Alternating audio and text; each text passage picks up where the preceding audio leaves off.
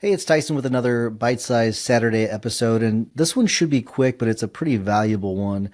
And I'm going to talk about revenue per employee, and you can go pretty deep with this one. I'm going to keep this one pretty basic for you. I'll give you some other ways you could use it as well. But before I get into that today, though, I do want to remind you we are taking video submissions of your questions about starting and running a law firm. So whether you're starting the firm or in the trenches and you need a lifeline, go to maximumlawyer.com/ask and submit your questions. And what we'll do is we'll play those on the air and we'll answer your questions. We'll get those answered for you.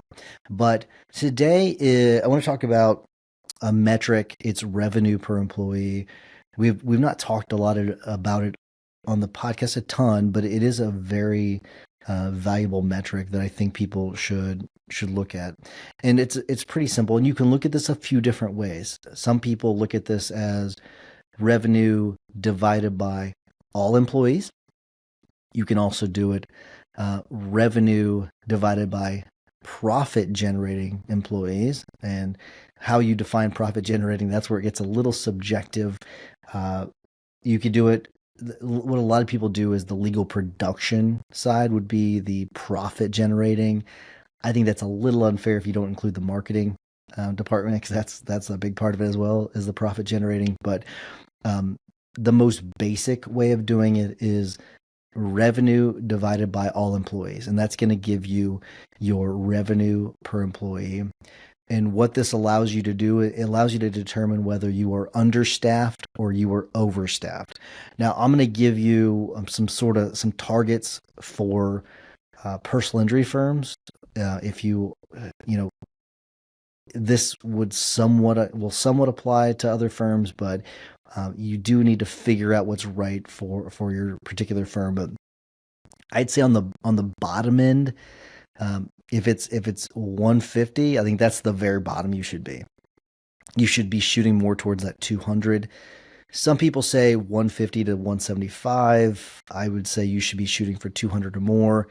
The reasoning why you might see some people say, well, you don't want it to be over 175, because that usually means that you're relying too much on one or two rock star employees, which if they leave, that can be pretty detrimental to you. And so I do understand the reasoning for that. But if you are have great systems and you're using a lot of automation nowadays, if you're incorporating artificial intelligence, you can definitely get to that 200 point or more.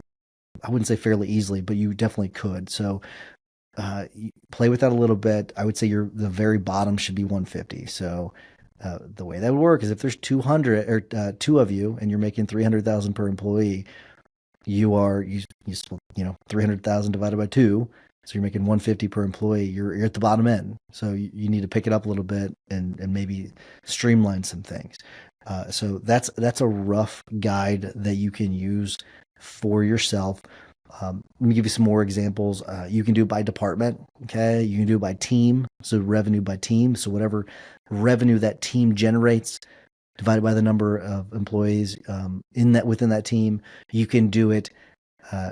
So let's say revenue. Let's say you have three. You're an injury firm. You've got three teams. You can do total revenue divided by the three teams. Okay, that you could do it that way. You could do it by attorney.